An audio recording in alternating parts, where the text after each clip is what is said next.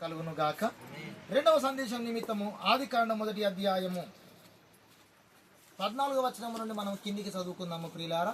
ఆదికాండము 1వ అధ్యాయము 14వ వచనం నుండి, దేవుడు పగటిని రాత్రిని వేరుపరచునట్లు ఆకాశ విశాలమునందు జ్యోతులు కలుగును గాకాయనియు అవి సూచనలను కాలములను దిన సంవత్సరములను సూచించుటకై యుండునుగాకనియు భూమి మీద వెలిగించుటకు అవి ఆకాశమందు జ్యోతులై యుండునుగాకనియు పలికెను.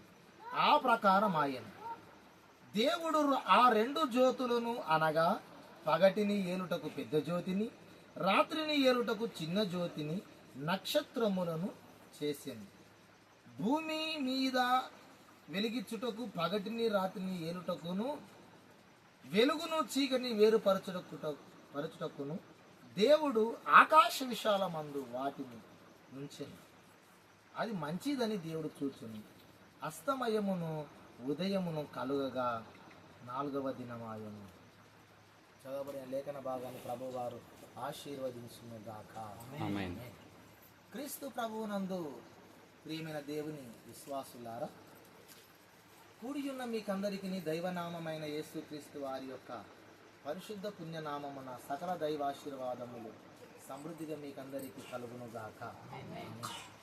ప్రభువునందు ప్రియులారా, 2026వ సంవత్సరము జనవరి 1వ వారము నుండి మనము ఒక అంశమును ధ్యానిస్తా వస్తూ ఉన్నాం. మన రక్షణ, క్రైస్తవులమైన మనము లేక మనము పొందుకున్న రక్షణ, పొందబోతున్న రక్షణ, పొందుతున్న రక్షణ 4 దశలలో ఒక్కొక్క దాంట్లో 7 ఘట్టాలలో ఉన్నది అని నమ్ముతా ఉన్నాం. మన రక్షణ 4 విధాలుగా ఉన్నది. సాదృశ్య రూపాలుగా బైబిల్లో దేవుడు వ్రాయించి పెట్టాడని చెప్పుకున్నాం. అందులో మొదటిది సృష్టిలో చేయబడినటువంటి 6 దినముల లేక 7 దినముల సృష్టి కార్యము మన రక్షణకు సాదృశ్యం అని చెప్పుకున్నాం. రెండవది ఇశ్రాయేలీల యొక్క అరణ్య యాత్రలో ప్రయాణములో 7 ఘట్టాలు అని చెప్పుకున్నాం. మూడవది ఇశ్రాయేలీలు పాటించేటటువంటి 7 పండుగలు మన రక్షణకు సాదృశ్యం అని చెప్పుకున్నాం. నాలుగవది ఇశ్రాయేలీల యొక్క గుడారముల మధ్యలో ఉన్నటువంటి ప్రత్యక్ష గుడారములో ఉన్నటువంటి 7 ఉపకరణములు మన రక్షణకు సాదృశ్యమని మనం చెప్పుకున్నాం. ఈ 4 ఒక్కొక్క దాంట్లో 7 ఉంటాయి గనక సృష్టి కార్యములో 7 దినములలో మనం వివరించుకుంటున్నాం. మన రక్షణ ఇందులో ఉంటుంది, ఇలా ఉంటుందని చెప్పుకుంటున్నాం. మొదటి దినాన్ని గురించి మనం నేర్చుకున్నాం, రెండవ దినాన్ని గురించి మనం నేర్చుకున్నాం, మూడవ దినాన్ని గురించి కూడా మనం నేర్చుకున్నాం. ఈ దినమందు 4వ దినాన్ని గురించి మనం నేర్చుకుందాం. 4వ దినాన్ని గురించి మనం నేర్చుకుందాం. ఈ సృష్టి క్రమం అంతటిలో, సృష్టి నిర్మాణం అంతటిలో భూమి ఎక్కువ కనబడుతూ ఉంటుంది. భూమిని గురించే ఈ వ్యవహారం అంతా, వృత్తాంతం అంతా తిరుగుతూ ఉంటుంది. ఈ భూమిని బాగు చేసుకుంటున్న క్రమంలో సృష్టి క్రమం జరిగింది మనం చెప్పుకున్నట్లుగా. భూమిని బాగు చేసుకుంటున్న దేవుడు భూమి అనగా ఒక నరునికి లేక మనిషికి సాదృశ్యము. అంటే ఎట్ ద సేమ్ టైం మనిషిని బాగు చేసుకుంటున్నాడు అని దేవుడు మనం చెప్పుకున్నాం. గనుక ఈ సమయమందు బాగు చేసుకుంటున్న క్రమములో వెలుగు కలుగును గాక అని మొదటి దినమందు పలికాడు దేవుడు. రెండవ దినమందు జలముల విభజన అనగా బాప్తిస్మ జలాల దగ్గరికి రావాలని చెప్పుకున్నాం. మనసు 2 ముక్కలు అవుతుందని చెప్పుకున్నాం. పై జలాలు కింది జలాలు అనగా శరీరానుసారమైన మనసు, ఆత్మానుసారమైన మనసు అని చెప్పుకున్నాం. మూడవది భూమికి దేవుడు భాగస్వామ్యం ఇచ్చాడు.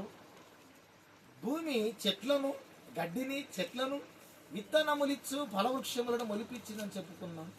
కనుక మనమును కూడా దేవుడు అడిగినప్పుడు ఫలములను మొలిపించేవారిగా, ఇచ్చేవారిగా ఉండాలని మనము చెప్పుకున్నాం. సరే, మంచిది ప్రియులారా. 4వ దినములోనికి మనం ఒకసారి గమనించినట్లయితే 4వ దినమందు జరిగినటువంటి కార్యం ఏమిటి అంటే పగటిని రాత్రిని వేరుపరచునట్లు అని ముందట అంటాడు. కిందికొచ్చి ఏలునట్లు అంటాడు. పగటిని ఏలుటకు సూర్యుని, రాత్రిని ఏలుటకు చంద్రుని దేవుడు చేసాను, నక్షత్రము కూడా చేసినాడు. 4వ దినమందు దేవుడు సూర్యుని, పెద్ద జ్యోతి అంటే సూర్యుడు, చిన్న జ్యోతి అంటే చంద్రుడు మరియు నక్షత్రాలను చేసినట్టుగా మనకందరికీ తెలుసు. ఈ 4వ దినమందు జరిగినటువంటి కార్యము ఏదో ఒకటి మన బ్రతుకులో లేక మనిషి యొక్క బ్రతుకులో కూడా జరగాలి. అలా జరిగితేనే నువ్వు రక్షణలో సరిగ్గా ఎదుగుతున్నట్లు అని చెప్పుకుంటున్నాం కదా. గనుక 4వ దినమందు దేవుడు ఏమి చేశాడు అంటే పెద్ద జ్యోతిని అంటే సూర్యుని కలగజేశాడు. రాత్రిని ఏలుటకు చిన్న జ్యోతిని లేక చంద్రుని కలగజేశాడు, నక్షత్రాలను కూడా కలగజేశాడు. ఈ క్రమములో సూర్యుడు చంద్రుని 4వ దినమందు కలుగజేస్తే 3 దినాలు ఏమి ఉదయించింది, ఏమి అస్తమించింది అని చిన్నజీయర్ స్వామి గారు కూడా మాట్లాడారు. అంతకన్నా ముందు అనేక మంది మాట్లాడారు. రీసెంట్గా ఆయన గారు కూడా మాట్లాడడం జరిగింది. దీనిని గురించి సరి అయినటువంటి సమాధానము ఇచ్చినటువంటి భక్తుడు, అపోస్తలుడు, దేశభక్త డాక్టర్ అద్దంకి రంజిత్ గోపీర్ గారు మాత్రమే.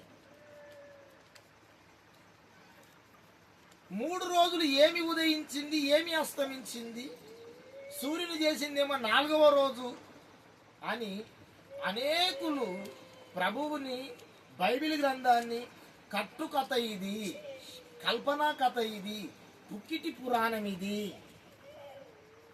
వాళ్ళకు తోచినట్లుగా వాళ్ళకు నచ్చినట్టుగా క్రైస్తవులు రాసుకున్నారు అంటారు. కాదు, అదంతా ట్రాష్ అని కొందరు అంటారు. ఏది ట్రాష్ కాదు, నీవు ట్రాష్ అవుతావు. బైబిల్కి విరోధంగా మాట్లాడే ప్రతి ఒక్కడు కూడా తనకు తానుగానే విరోధం అవుతాడు. తన జ్ఞానానికి వాడు విరోధిగా మాట్లాడుకుంటాడు, తన ఇంకితానికి విరోధముగా మాట్లాడతాడు. వానికి నచ్చని, వాడు సరిగ్గా నమ్మని అనేక విషయములను యాక్సెప్ట్ చేస్తాడు. కానీ బైబిల్ దగ్గరకు వచ్చే కల్లా రిజెక్ట్ చేస్తూ ఉంటాడు. ఇది సాతాను వానిలో పుట్టించేటటువంటి ఊహ. సరే ప్రియులారా, కొంతమంది పండితులు కూడా విమర్శించారు. సూర్యుడు లేకపోతే పగలు రాత్రే జరగదు, అస్తమయం ఉదయమే జరగదు. సూర్యుడు కలగజేసింది 4వ దినం అంటాడు, పైన వచనాలనేమో అస్తమయం ఉదయం కలిగింది అంటాడు. ఇట్లాంటి గ్రంథాన్ని ఎవడో నమ్ముతాడు అంటాడు. ధర్మాచార్య ప్రతిష్టానంలో ఉన్నటువంటి ఆయన దానికి కూడా కౌంటర్ ఇచ్చాడు ఈ తరం ప్రవక్త అపోస్తలుడు అద్దంకి రంజిత్ గోపీర్ గారు. సరే ప్రియులారా, 4వ దినమందు సూర్యుని మరియు చంద్రుని, నక్షత్రాలను కలుగజేసిన ఈ క్రమములో దీంట్లో మనం రక్షణను గురించి ఏదైనా మాట్లాడాలి, నేర్చుకోవాలన్న సంగతి ఏమి దాగి ఉన్నదో ఒకసారి చూద్దాం. అక్కడ ఏదో ఒక సత్యం ఉంటుంది. కనుక మనము విన్నంత మాత్రాననే తప్పు కదా అని ఎగిసి పడకూడదు. దేవుడు ఏదో ఒక సత్యాన్ని, మర్మాన్ని దాచి ఉంచాడు. ఎందుకంటే 1 కొరింథీ పత్రికలు అంటాడు, ఈ లోక జ్ఞానము దేవుని దృష్టికి వెర్రితనం అంటాడు. నీవు ఎంతటి జ్ఞానవంతుడవు ఆయన, ఈ లోక జ్ఞానం అంతా దేవుని దృష్టికి వెర్రితనం గలది. కనుక దేవుడు మహాజ్ఞానవంతుడు, ఆయనలో లోపముండదు, ఆయన వ్రాయించిన గ్రంథములో కూడా లోపముండదు. అయితే మరి 3 దినములు ఏమి ఉదయించింది, ఏమి అస్తమించింది అంటే 84వ కీర్తనలో 11వ వచనములో ఒక మాట ఉంటుంది. దేవుడైన యెహోవా సూర్యుడును కేడెమునయున్నాడు, యెహోవా కృపయు ఘనతయు అనుగ్రహించును అంటాడు.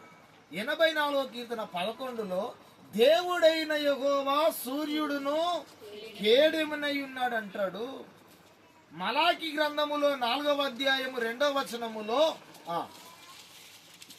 మలాకి గ్రంథము 4వ అధ్యాయము 2వ వచనము, అయితే నా నామమందు భయభక్తులు గలవారగు మీకు నీతి సూర్యుడు ఉదయించును. అతని రెక్కలు ఆరోగ్యము కలుగజేయును. కనుక మీరు బయలుదేరి రొవ్విన దూడలు గంతులు వేయుదురు.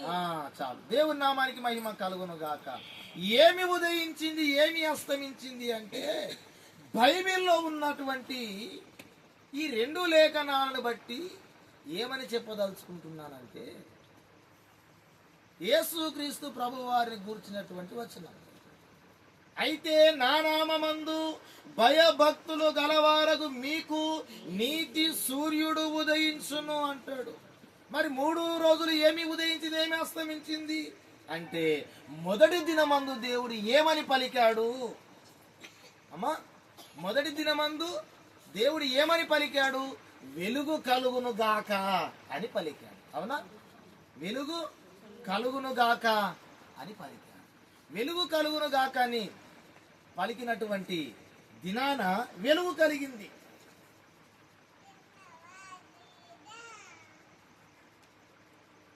వెలుగు కలుగును గాక అంటే వెలుగు కలిగింది.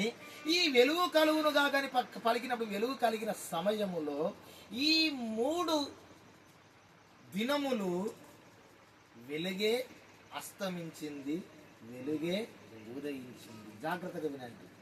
ఈ 3 దినములు వెలుగే అస్తమించింది, వెలుగే ఉదయించింది. ఎందుకు అస్తమించింది, వెలుగే ఎందుకు అనుకోవాలి అంటే మొదటి దినమందు దేవుడు వెలుగు కలుగును గాక అన్నాడు కదా. అయితే మనమే చెప్పవలసి వస్తే అస్తమయము ఉదయము అస్తమయం అంటాం. సూర్యోదయము సూర్యాస్తం అంటాం. సూర్యాస్తము సూర్యోదయం అనం. జాగ్రత్తగా వినండి. మన వ్యవహార శైలి ఎలా ఉంటుందంటే సూర్యాస్తము సూర్యోదయము సూర్యాస్తం అంటాం. రొద్దు ఎక్కడము ఉదయము రాత్రి అంటాం. రాత్రి ఉదయం అనం. అవునా? మన భాషలో రాత్రి ఉదయం అనం, ఉదయము రాత్రి అంటాం. కనుక బైబిల్లో అలా లేదు. అస్తమయము ఉదయం కలగగా అని లేదు. క్షమించండి, ఉదయము అస్తమయం అని లేదు. అస్తమయము ఉదయమును కలగగా అని ఉన్నది. అంటే వెలుగును దేవుడు కలగజేసినప్పుడు అది సాయంకాలానికి అస్తమించింది. అస్తమించినప్పుడే సాయంకాలం అయ్యింది. కనుక మరలా వెలుగు ఉదయించింది. అప్పటికి ఒక దినమైంది. వెలుగును దేవుడు కలగజేశాడు. కలగజేసిన వెలుగు ఉదయించడం కాదు, అస్తమించింది. మొట్టమొదటి కార్యం ఏం జరిగిందంటే ఉదయం ఇచ్చిన తర్వాత కదా అస్తమించేది. కానీ అలా చెప్పలేదు బైబిల్లో. అస్తమయమును ఉదయమును కలుగగా ఒక దినమాయను అంటారు. అంటే వెలుగును దేవుడు కలుగజేశాడు. ఆ వెలుగు కొద్దిసేపు అయిన తర్వాత అస్తమించింది, మరలా ఉదయించింది. దానికి ఒక దినం అని రాయబడి ఉన్నది. గనుక బైబిల్ పరిభాషను సరిగ్గా అర్థం చేసుకోవాలి. ఉదయము రాత్రిని మనం అంటాము, బైబిల్ ఏమో రాత్రి ఉదయం అంటుంది, అస్తమయము ఉదయం అంటుంది. మనము చెప్పవలసి వస్తే ఉదయం అస్తమయం అనకుండా సూర్యోదయము సూర్యాస్తం అంటాము. గనక ఈ తేడాను గమనించండి. దేవుడు చెబుతున్నటువంటి విషయం ఏంటంటే వెలుగును దేవుడు కలుగజేశాడు. ఆ వెలుగు అస్తమించింది, మరలా ఉదయించింది. వీడికి ఒక దినము. ఇట్లా 2వ రోజు జరిగింది, ఇట్లా 3వ రోజు జరిగింది. గనుకనే అస్తమయమును ఉదయమును కలుగగా అంటారు. అంటే ఇప్పుడు జాగ్రత్తగా వినండి. వెలుగును దేవుడు కలుగజేశాడు అంటే మొదటి యోహాను పత్రిక 1వ అధ్యాయములో ఒక మాట వ్రాయబడి ఉన్నది. చూడండి. 1 యోహాను పత్రిక 1వ అధ్యాయము. ఒక్క నిమిషం అమ్మ, నేను చెప్తాను వచనము. ఈ కొత్త బైబిల్ కదా, అసలు ఏ వచనం సరిగ్గా త్వరగా దొరకదు. 5వ వచనములో మేమాయన వలన విని మీకు ప్రకటించు వర్తమానమేమనగా దేవుడు వెలుగయ్యున్నాడు, ఆయన యందు చీకటి ఎంత మాత్రమును లేదు. అంటే ఈ యొక్క వెలుగును గురించి మాట్లాడుతూ దేవుడు వెలుగై ఉన్నాడు అంటున్నాడు లేఖనం. ఏమంట? దేవుడు వెలుగై ఉన్నాడు అంటే దేవుని యొక్క ఉద్దేశం మనకేం చెప్పదలుచుకున్నాడంటే నేను వెలుగును, నేనే వెలుగును. భక్తుడు రాశాడు దేవుడు వెలుగై ఉన్నాడు అంటాడు. ఈ వెలుగే 3 దినములు ఉదయించింది, అస్తమించింది, ఉదయించింది. అంటే దేవుడే అస్తమించాడు, దేవుడే ఉదయించాడు అని చెప్పుకోవాల్సి వస్తుంది వెలిగే దేవుడు అన్నప్పుడు. కనుక దేవుడు అస్తమించాడు, దేవుడే ఉదయించాడు. దేవుడు ఆ వెలుగు అంటున్నాం, మళ్ళీ ఇప్పుడు దేవుడు అంటున్నాం అంటే ఆ వెలుగే దేవుడు, వెలుగే దేవుడు, దేవుడే వెలుగు. కాకపోతే ఒక అడిషనల్ ఒక మాట చెప్పుకున్నాం అంతే. సరే ప్రియులారా, ఈ 3 దినాల సృష్టి క్రమములో అస్తమయ ఉదయం కలిగింది కదా, ఇది ఈ 3 దినాలు అనగా 3000 సంవత్సరాలు అని అర్థం. ఈ 3 దినాలు 3000 సంవత్సరాలు అని అర్థం. అక్కడనే ఉంటుంది చూడండి, 90వ కీర్తన 5వ వచనములో, 4వ వచనమా 5వ వచనమా 90వ కీర్తన చూడండి అమ్మ. మోషే భక్తులు చేసిన నీ దృష్టికి 1000 సంవత్సరములు గతించిన నిన్నటి వలెనున్నవి, రాత్రి అందలి ఒక జాము వలెనున్నవి అంటాడు. 2వ పేతురు పత్రిక 3వ అధ్యాయం 18వ వచనము చదవండి ఒకసారి. 2వ పేతురు పత్రిక 3:8 చదవండి. ప్రియులారా, ఒక సంగతి మర్చిపోకుడి, ఏమనగా ప్రభువు దృష్టికి ఒక దినము 1000 సంవత్సరముల వలెను, 1000 సంవత్సరములు ఒక దినము వలెను ఉన్నది. అంటే దేవుని దృష్టికి ఒక దినం అంటే ఎన్ని సంవత్సరాలు చెప్పండి? 1000 సంవత్సరాలు. 1000 సంవత్సరాలు అంటే దేవుని దృష్టికి ఎన్ని సంవత్సరాలు, ఎన్ని రోజులు? ఒక్క దినము. అంటే ఇప్పుడు సృష్టి క్రమములో మొదటి దినము, 2వ దినము, 3వ దినము కదా. అంటే ఎన్ని సంవత్సరాలు ఇక్కడికి? కొండగొర్రెలాగా మారడకరా. మొదటి దినం అంటే 1000 సంవత్సరాలు, 2వ దినం అంటే 1000 సంవత్సరాలు, 3వ దినం అంటే 1000 సంవత్సరాలు. మొత్తం కలిపితే ఎంత అయింది?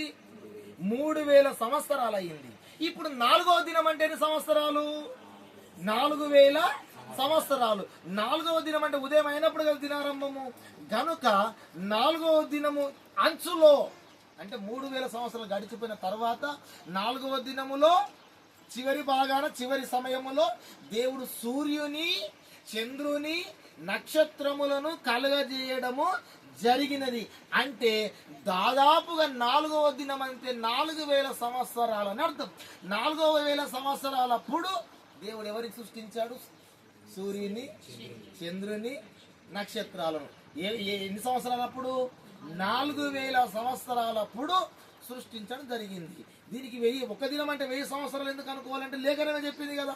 2వ పేతురు 3:8లో లేఖనం చెప్పింది. మోషే భక్తుడు చేసిన ప్రార్థనకు చెప్పబడింది. దీన్ని బట్టి ఇంకొక కారణం ఉన్నది. అక్కడ ఒక దినం అంటే మనం 4000 సంవత్సరాలు ఎందుకు చెప్తున్నామంటే ఒక్క దినము 1000 సంవత్సరాలు, ఒక్క దినము 1000 సంవత్సరాలు. 3వ దినము 3000, 4వ దినమున చేశాడు కనుక 4000 సంవత్సరం అంటే 4000 సంవత్సరాల నాడు దేవుడు నీతి సూర్యుని అనగా ఆదాము మొదలుకొని మానవ జాతి మలాకి గ్రంథము వరకును 4000 సంవత్సరాలు.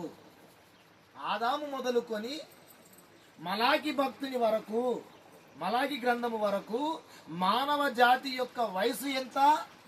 మనుషుల వయసు కాదు, మానవ జాతి యొక్క వయసు 4000 సంవత్సరాలు. అంటే ఈ 4000 సంవత్సరాలు అయిన తరువాత యేసుక్రీస్తు ప్రభువు ఈ లోకానికి నీతి సూర్యుడుగా వచ్చాడు. కనుక నీతి సూర్యుడు అంటే యేసుక్రీస్తు ప్రభు వారికి ఉన్నటువంటి బిరుదు కదా, బిరుదు. అంటే 4వ దినమందు సూర్యుని చేశాడు అంటే దేవుని ఉద్దేశం ఏంటి?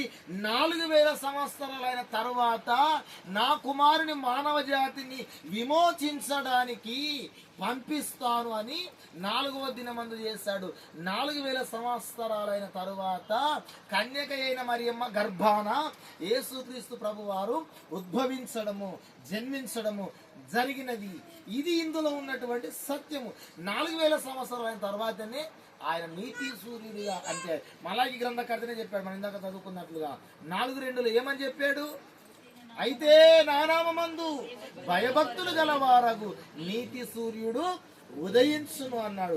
ఎలాగుదయించాడు? అంటే కన్యక అయిన మరియమ్మ గర్భాన ఈ లోకానికి వచ్చాడు. ఇప్పటికి ఎన్ని సంవత్సరాలు అయ్యింది అంటే ప్రభు పుట్టినప్పటికీ 4 రోజులు, అంటే 4000 సంవత్సరాలు. ఇప్పుడు ఇంకొక సత్యము చెప్పి మనం నేర్చుకోవాలి. అదేంటంటే మనం ఏమని చెప్పుకున్నాం? మనకు ఇక్కడ ఇంతసేపు ప్రసంగంలో ఒక ప్రశ్న వచ్చింటది. సూర్యుడు ఉంటేనే కదా వెలుగు వచ్చేది. సూర్యుడు ఉంటేనే వెలుగు వచ్చేది. సూర్యుడు లేకపోతే వెలుగు రాదు. మరి వెలుగు వచ్చింది తర్వాత సూర్యుడు వచ్చింది అంటారేంటి అంటే జాగ్రత్తగా వినండి. ఇక్కడ ఒక సత్యము ఉన్నది. యేసు క్రీస్తు గురించి మనం నేర్చుకుంటున్న ఈ క్రమంలో, రక్షణ గురించి నేర్చుకున్న ఈ క్రమంలో వెలుగు నీవు ఇప్పుడు చూస్తున్నావు. సూర్యుని ద్వారా వెలుగు వస్తుంది అనే సంగతి నీకు ఇప్పుడు నేర్చుకుంటున్నావు. కానీ ఒకప్పుడు సూర్యుడు వేరు, వెలుగు వేరు. గనుక ఈ పరిభాష పాఠాన్ని దేవుడు మనకి ఎందుకు నేర్పించాలనుకున్నాడంటే, ఈనాడు వెలుగు సూర్యుడు లేకుండా వెలుగు దొరకదు. సూర్యుడు లేకుండా వెలుగు దొరకదు. కానీ ఒకప్పుడు సూర్యుడు లేకుండా వెలుగు ఉండింది. కానీ సూర్యుడు వచ్చిన తర్వాత ఆ వెలుగంతా సూర్యునిలో లీనమైపోయింది, కలిసిపోయింది. గనుక వెలుగును సూర్యుని వేరుపరచని స్థితి ఒకటి వచ్చింది. ఇప్పుడు వెలుగును సూర్యుని వేరుపరచని స్థితి వచ్చింది. కానీ ఒకప్పుడు వెలుగు వేరు, సూర్యుడు వేరు. కానీ సూర్యుడు వచ్చిన తర్వాత వెలుగంతా కూడా సూర్యునిలోనికే వచ్చి ఉన్నది. ఇప్పుడు సూర్యుని వెలుగుని వేరు చేయలేము.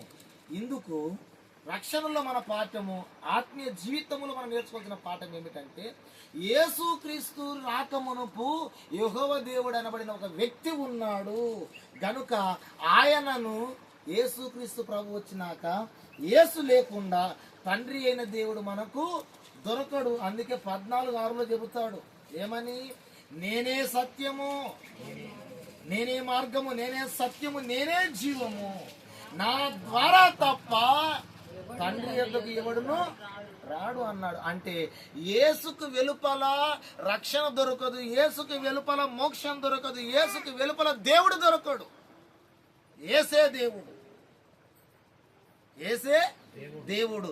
ఇందాకేం చెప్పినా, సూర్యుడు రాకముందు వెలుగుండింది, సూర్యుడు వచ్చిన తర్వాత వెలుగంతా సూర్యునిలోనికి వచ్చి ఉన్నది. కనుక ఇప్పుడు సూర్యుని వెలుగుని వేరు చేయలేము.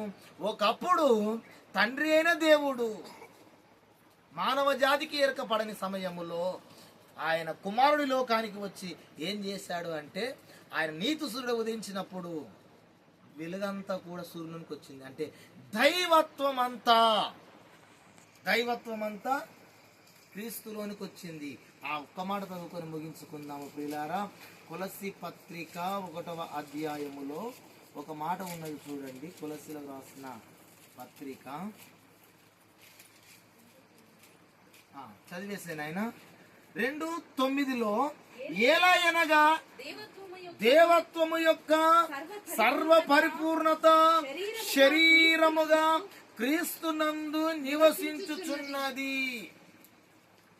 ఒకప్పుడు వేరుగా ఉండింది, కానీ క్రీస్తు వచ్చిన తరువాత దైవత్వం అంతా క్రీస్తులోనికి వచ్చి ఉన్నది. కనుక క్రీస్తుకి వెలుపల దేవుడు దొరకడు, క్రీస్తుకి వెలుపల దేవుడు దొరకడు. ఈ 4వ దిన కార్యక్రమం ఏంటంటే సూర్యుని చేశాడు.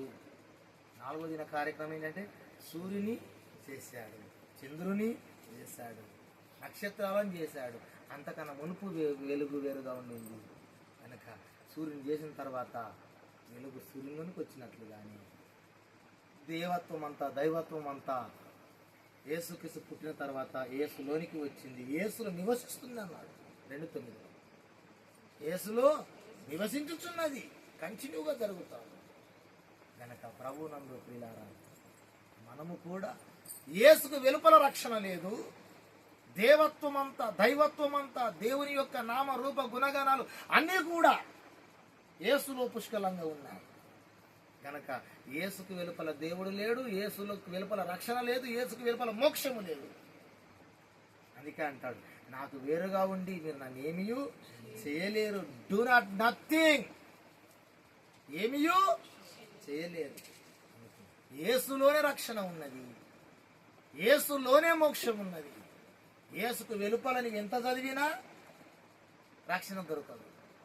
ఎంత తెలివితే ముంగమూరి దేవదాస గారు ఒక రక్షణ పద్యం రాశారు కదా, విద్య వల్లను తెలివి ఉద్యోగము లభించును గాని మోక్షము మీకు కలుగబోదు. ధనధాన్యముల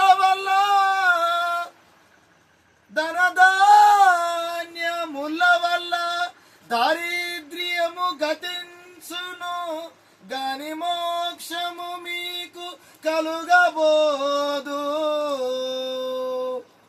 ధనము వలన దరిద్రం పోతుంది కానీ మోక్షం రాదు. విద్య వల్ల తెలివి ఉద్యోగం వస్తుంది కానీ మోక్షము రాదు. పాపి రోగి బీదవాడా, అప్పులు ఉన్నవాడా, ఆస్తిపోయినవాడా, యేసునామ స్మరణ ఎంచి చూడు. యేసుకు వెలుపల మోక్షము లేదు, యేసుకు వెలుపల రక్షణ లేదు, యేసుకు వెలుపల దైవత్వము లేదు. కనుక 4వ దినమందు 4000 ఏళ్ళ కిందట అనగా ఇప్పటికి చెప్పుకుంటూ వస్తుంది, మానవ జాతులు ఏమో 4000 ఏళ్ళ తర్వాత యేసు వచ్చాడు.